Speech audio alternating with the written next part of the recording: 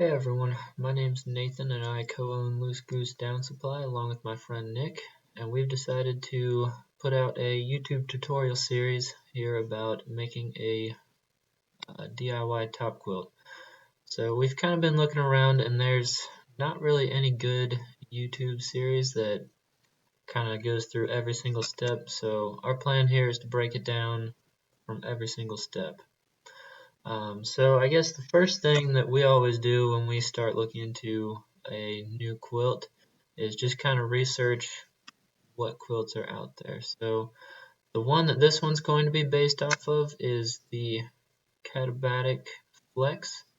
The last quilt I made was kind of like the Arc Ultralight from Noonattack gear.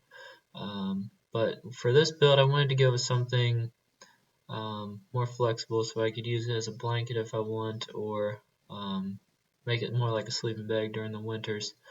So this is kind of what it's going to look like. Not exactly like the Flex, but pretty similar in the concept.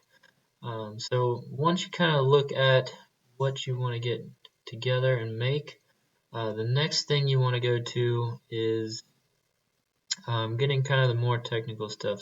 So the calculator that I actually like to use is this Catsplat's differential cut underquilt calculator, just because it calculates the whole extra length on that outer shell that you need to achieve this differential cut, and it makes it super easy with the pictures and does all the calculations for you. So I know it's for an underquilt, but it works the same for a top quilt because it has the same general shape and everything.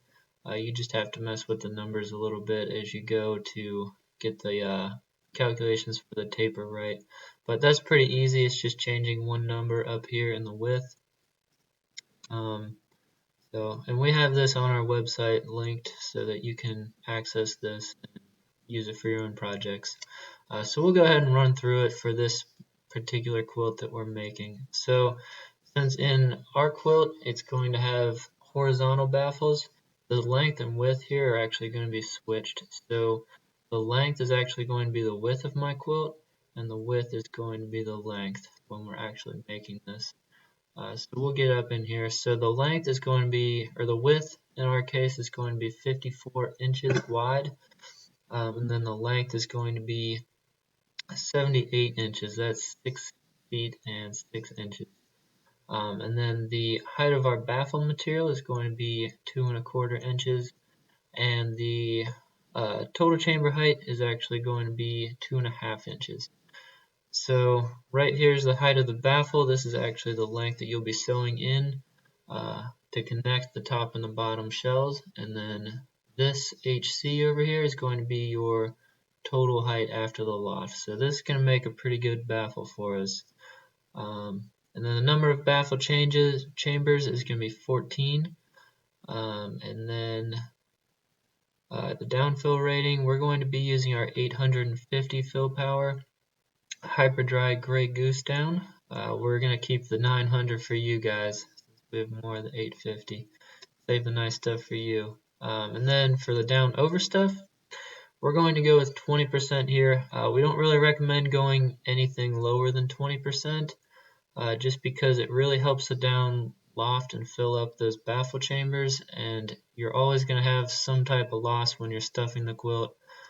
So in reality it'll probably end up being closer to 15%. So in the planning stages you really want to stick with 20%.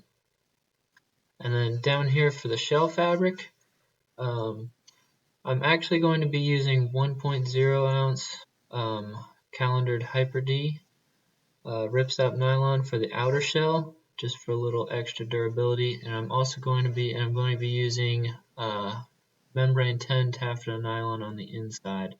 It's a little lighter and it's a lot softer, so it's a much better inner shell. So I averaged those weights to put 0.85 ounces as that shell fabric weight. Then the baffle material, I'm using ½ ounce no-seam mesh for that. So that's pretty much it for the input, all you have to put in, and then you can come over here to your output section, and it actually tells you the exact dimensions that you need. So for the inner shell, it's just the dimensions of the quilt, 54 inches by 78, and it tells you your inner shell baffle width. a little over 5.5 inches, so that's a pretty good baffle width. It's right about where you want it. And then the outer shell, it tells you the overall length, which is super helpful because as each one of those baffles with that loft, it causes your top quilt, the top layer, to be a lot longer to deal with that. So it tells you exactly what you need, 91.5 inches, and then it also tells you the width of the baffle that you need. So these are kind of the two most important things that this spreadsheet really puts out for you. So 6.2 inches there. And then it also tells you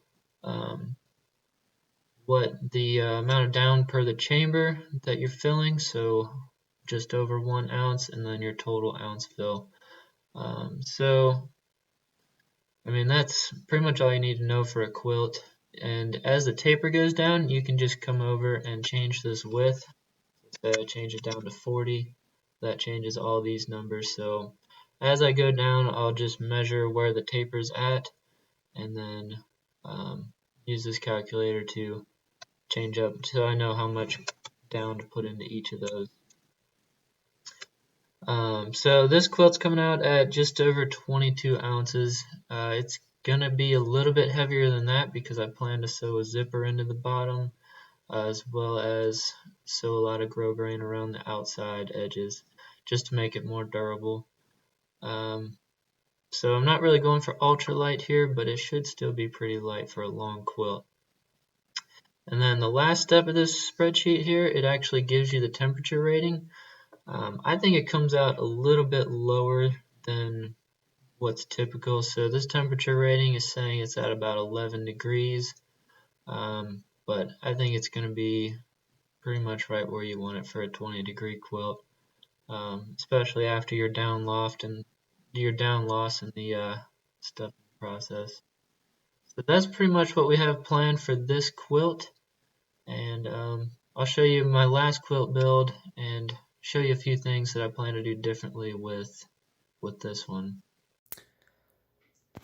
So here is the last top quilt build that I did.